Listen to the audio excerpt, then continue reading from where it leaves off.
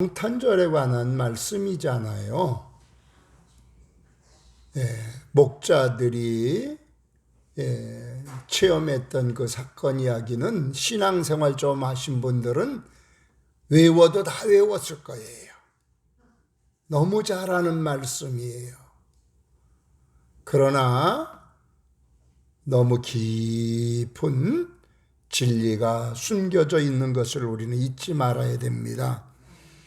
하나님께서 성탄의 주인공 되시는 예수님을 이 땅에 보내신 것, 다시 말하면은 초림의 주님을 보내심은요, 하나님께서 수천 년 전에 약속하신, 내가 이 메시아 보낼 거다 하고 약속하신 최대의 또한 계획을 이루는 일이에요.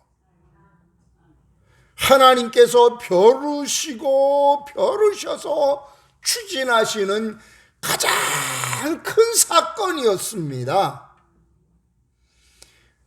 성탄의 주인공 되시는 예수님이 이 땅에 오심은 하나님께서 천상천하에 가장 크게 관심 갖고 추진하시는 일이었습니다.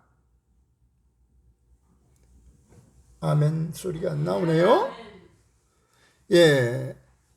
우리 하나님께서 세상 모든 사람들에게 다 말해주고 싶은 톱 뉴스감이에요. 가장 큰, 가장 놀라운, 가장 가치 있는, 가장 자랑하고 싶은 일이 예수님 이 땅에 보내주시는 그 일이었습니다. 그렇다고 하면 하나님께서 이 사실을 대대적으로 알려주셔야 하지 않겠는가? 그렇게 생각이 들었는데, 우리 하나님은 하시는 말씀이 이미 여러 가지 방법으로 알려주셨지만은 사람들이 관심이 없더라는 거예요.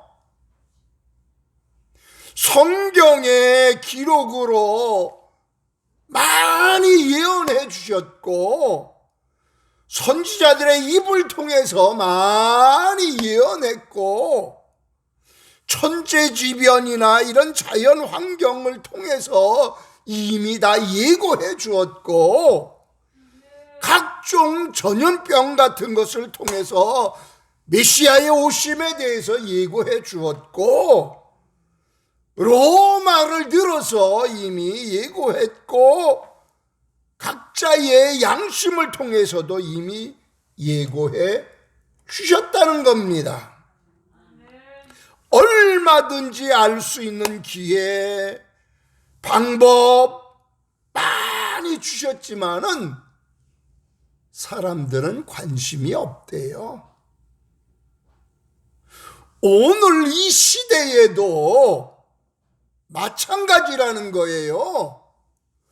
초림의 주님이 오실 때도 그러했지만은 재림의 주님이 오실 때도 마찬가지라는 거예요. 그 재림의 주님을 맞이할 그럴 사람들 초림 때나 지금이나 비슷하다는 겁니다.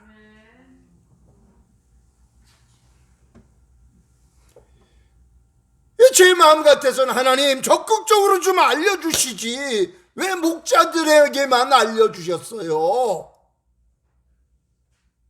그렇게 질문하고 그 이유가 무엇이냐고 하나님 앞에 여쭈어 보니까 하나님을 알려주고, 하나님께서는 우리에게 알려주고 싶으시지만은 관심 있는 사람들이 없더라는 거예요. 종교인은 많이 있어도 참 신앙인은 없었더라는 겁니다. 그 시대에 예루살렘에 100만 명 정도 되는 사람들이 세계에서 몰려오는 유월절 기간이었는데도 메시아의 오심에 대해서는 알려줄 사람들이 없더라는 거예요. 메시아에 대한 신앙의 지식은 있어도 그 메시아를 받아들일 수 있는 그런 신앙인은 없더라는 거예요. 다시 말씀드리면은 메시아에 대한 관심이 없더라는 겁니다. 동방 박사들을 보내서 메시아가 어디에 나셨냐고 그렇게 물으신 거 그거 알려주시기 위함이었는데, 사람들이 성경의 기록에 보니까 베들레헴에서 나신다고 했다고 성경 지식은 갖고 있지만은 참 믿는 자가 없더라는 겁니다. 정치적인 종교인이나 제사를 드리는 외식적인 신앙인은 있어도 주님이 오심을 알려주거나 맞이할 이럴 사람은 없더라는 거예요.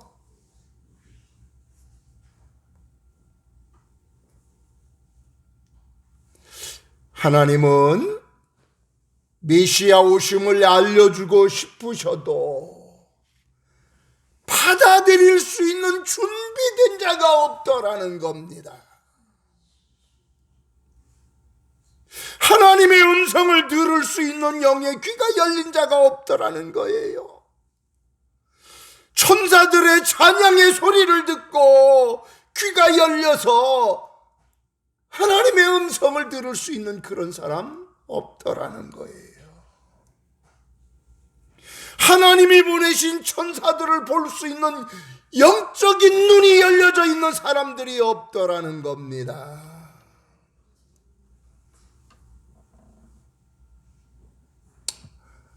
하나님 앞에 더 적극적으로 묻습니다. 왜 하나님의 능력으로 강권적으로 알려주시지 왜 그렇게 안 알려주셨어요? 그렇게 물으니까요, 하나님의 은혜는 그건 자유고 하나님의 은혜는 비밀이라는 거예요. 하나님의 나라는 믿음으로 누리는 것이지 강권적으로 억압적으로 해서 되는 일이 아니라는 겁니다. 오늘 이 시대에도 재림의 주님을 맞는 사람들에게 교훈거리로 그렇게 또한 보여주셨다는 거예요. 그런데 본문의 목자들은 어떤 사람들이었는가 살펴보면요, 그 목자들은 경제적으로 가난한 사람들, 야간에도 잠 못 자고 일해야 하는 피곤한 사람들, 아무도 알아주는 이가 없는 그 외롭고 소외된 사람들, 오랜 야외 생활에 지친 사람들, 그들이 바로 목자들이었어. 다만 한 가지, 이 고통에서 헤어나올 수 있는 그날이 오기를 기도하는 사람들이었다는 사실입니다. 하나님께서 보내주신다고 약속하신 그 메시아가 오기를 기도하고 있는 사람들이었다는 거예요.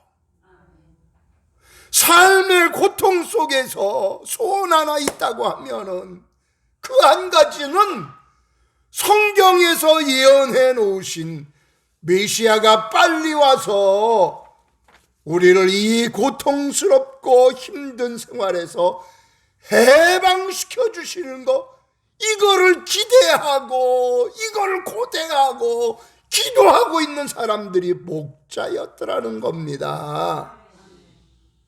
너무너무 힘들고 고통스러우면요, 하나님 앞에 딱 간절하게 매달릴 수밖에 없는 거고요. 그렇게 간절하게 기도하고 그러다 보면요, 하나님께서요 영안도 열리게 해주시고 영음도 듣게 해주시고요, 영적인 사람이 되게 해주시는 거거든요. 아멘. 하나님께서 메시아 되신 그 아기 예수님의 나심을 온 세상에 다 알려고 주고 싶어도 그 시대에 받아들일 수 있는 준비된 사람은 목자들밖에 없었다는 사실입니다. 오늘 이 시대에, 재림의 주님이 오실 이 시대에는 어떠합니까? 오늘 이 시대에 힘들다고 많이들 말합니다. 그때 이런 시대에 정말 그 메시아 재림의 주님이 오셔서 우리의 이 모든 문제를 다 해결해 주시기를 그렇게 고대하고 기도하면서 준비된 영혼들은 과연 얼마나 있느냐 이겁니다. 초림의 주님이 오실 때나 지금이나 동일하지 아니할까요?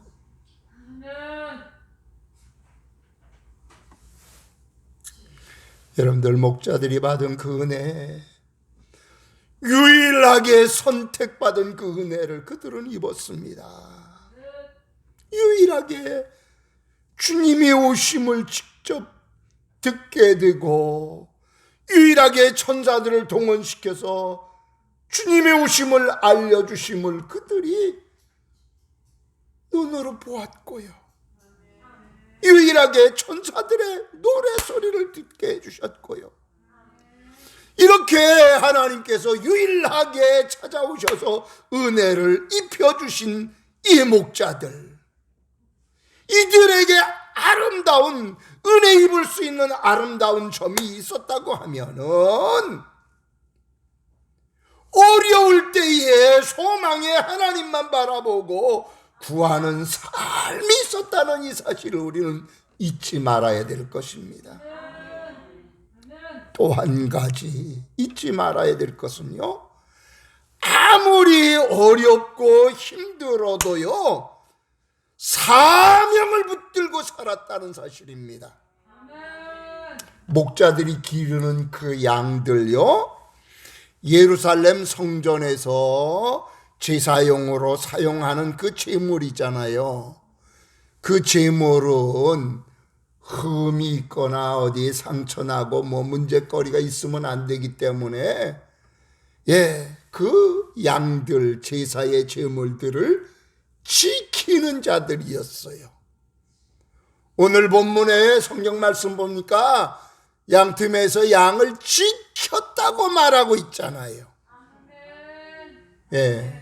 찬송가에는 양틈에서 잠자던 목자들이라 했는데 잠잔 거 아니에요.